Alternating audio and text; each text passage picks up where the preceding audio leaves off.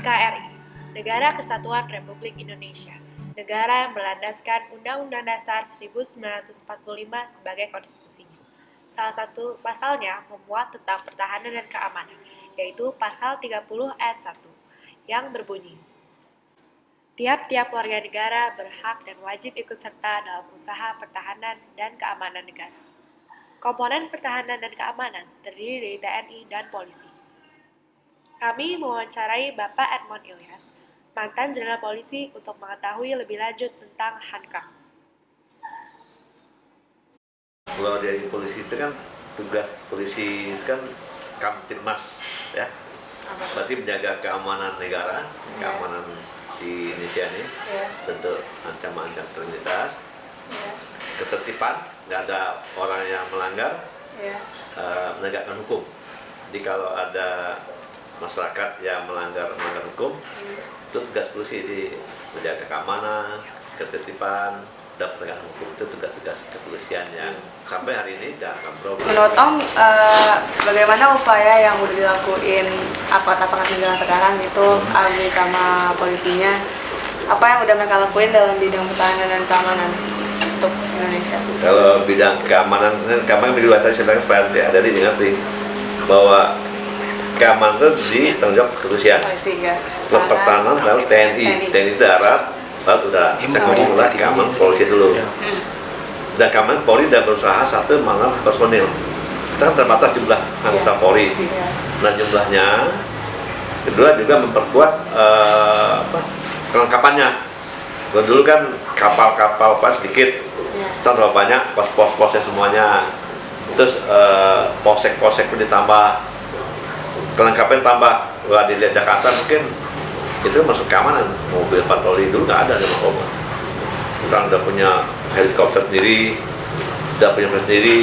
Jadi masuk kelengkapan itu menjaga keamanan. Selain komponen utama bela negara, yaitu TNI dan polisi, kita sebagai warga negara sipil berkewajiban membela negara, seperti yang tertera pada pasal 27 ayat 3 Undang-Undang Dasar 1945 yang berbunyi, setiap warga negara berhak dan wajib ikut serta dalam upaya pembelaan negara. Lalu, sebagai pelajar, apa yang dapat kita lakukan untuk membela negara kita? Kami mengambil contoh dari Jenderal Bela Negara OSIS SMA Lab School Kebayoran. Jadi, kita ingin nanya, apa yang membuat kakak ingin menjadi BN OSIS? Dulu gue ke SMP kan di BN juga, dulu di Lab School BN juga. Nah, setelah gue masuk SMA, gue lihat BN SMA ternyata jauh beda daripada BN SMP. Dan gue lihatnya kalau tugas kewajiban BN itu apa sih? maksudnya di lingkup sekolah. Di sekolah. Tugas BN itu di sekolah sempitnya yang hubungan sampai BB. Dua, kedisiplinan murid.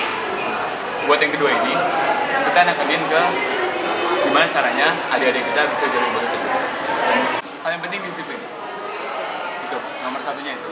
Misalnya kepemimpinan dan lain-lain itu bisa ditemuin yang lain, tapi di BN juga.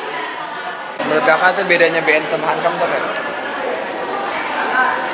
Mungkin bedanya nggak banyak. Dalam artinya kita masih sama-sama membela negara, tapi mungkin caranya beda karena Hankam kan langsung turun ke lapangan, sedangkan kita coba ngedidik adik-adik dan mulai dari situ. Terus, bela negara sama Hankam itu menurut kakak ada hubungannya nggak? Ada banget. Soalnya kan kita kan juga di sini pengen mendidik adik kita. Pertanyaan apa? Kita bukan di situ. Gimana caranya negara kita bisa bagus, bisa Indonesia nggak bagus? Membela negara dalam rangka mempertahankan keamanan wilayah Indonesia, menurut kakak tuh wajib nggak, Pak? Buat warga Indonesia? Iya. Wajib. Mungkin caranya beda-beda buat tiap orang, tapi akhirnya harus kesini. Lalu, sebagai pelajar, apakah kita wajib untuk menjadi TNI atau polisi untuk membela negara kita apabila kita telah dewasa? Kalau seorang pelajar apa harus ya? Iya. Kalau tadi harusnya kita menghimbau, mengharap. Itu kan sekarang kepolisian kan berusaha memberikan ceramah-ceramah di sekolah favorit, apa Lab School, apa SM6 kan. Nah, di Bang ada program dari Polda bahwa bisa kita merekrut putra-putra putri terbaik masuk Akabri. Dengan diharapkannya pelajar menjadi TNI atau Polri, apakah Kak Abdur yang merupakan Jenderal Bela Negara OSIS akan lebih mudah menjadi TNI atau Polri?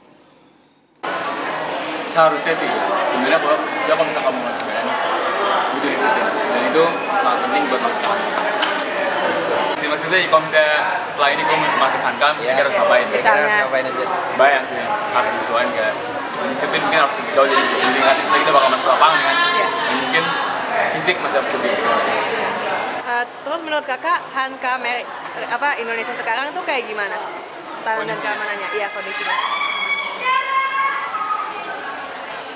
Sayangnya, polisi masuk Hankam kan? Iya. Menurut gue sayangnya di polisi itu masih ada budaya bisa nyogok. Itu yang menurut gue paling bisa ngebahayain Hankam di Indonesia. Kalau dari TNI gimana? TNI gue kurang tahu maaf, tapi dari yang gue lihat dan ya Kopassus dan lain masih ada.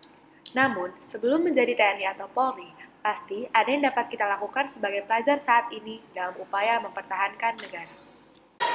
Belajar yang baik. Belajar yang baik, kalian bikin bangga orang tua kalian. Iya. Pelajar-pelajar ini kan perlu juga diberikan jiwa Nusantara ini. Itu kan kalau di angkatan laut ada beberapa pelajar kan diajak naik kapalnya. Ada muhibah kemana diajak anak SMA. Itu untuk mengenal wilayah kita ini, bahwa wilayah kita luas dan perlu pertanyaan yang baik. Tapi kalau anak-anak sekolahnya nggak dikaderkan, dia nggak tahu, kan dia males. Pasang orang masuk Akabri mana? Hanya berapa glitter. Pokoknya berguna di masyarakat, itu yang paling pertama. Dari pendapat para narasumber, kami dapat menyimpulkan bahwa pertahanan dan keamanan sudah termasuk bela negara. Tetapi, bela negara belum tentu termasuk pertahanan dan keamanan. Dan membanggakan negara ini tidak harus melalui pertahanan dan keamanan. Tetapi, cukup dengan membela negara dan juga berprestasi, kita sudah membanggakan negara kita.